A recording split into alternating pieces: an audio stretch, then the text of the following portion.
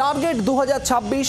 আজ দিল্লিতে দলীয় সাংসদদের সঙ্গে বৈঠক অভিষেক বন্দ্যোপাধ্যায়ের। দলের নতুন অফিস 20 নম্বর রাজেন্দ্র প্রসাদ রোড, এখানেই দলের নতুন অফিস। সেই অফিসেই মধ্যাহ্নভোজ বৈঠক।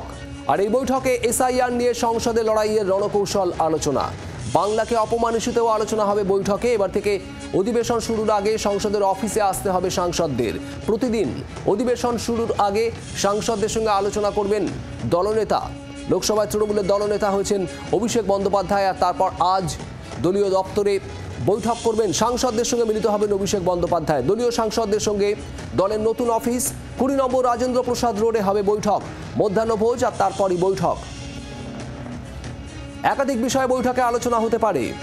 এসআইআর নিয়ে লড়াইয়ের রণকৌশল, দিল্লিতে কিভাবে লড়বে দল, বাংলাকে অপমানিতও আলোচনা হতে পারে বৈঠকে।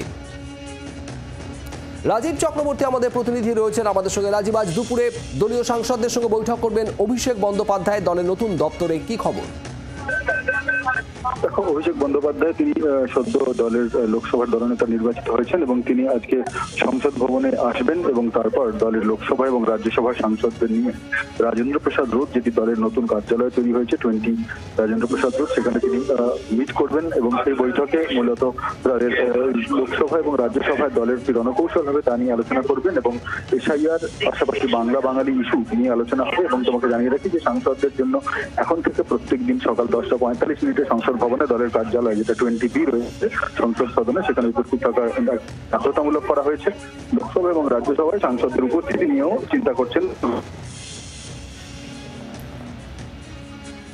ধন্যবাদ রাজীব। অর্থাৎ আজ বৈঠকে বেশ কিছু নিয়ম বেঁধে দেবেন দলীয় সাংসদদের জন্য অভিষেক বন্দ্যোপাধ্যায়।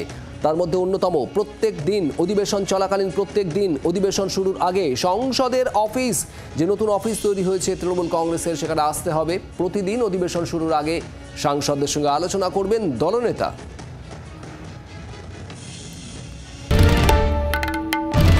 বাংলার আওয়াজ, বাঙালির আবেগ, জি 24 ঘন্টা।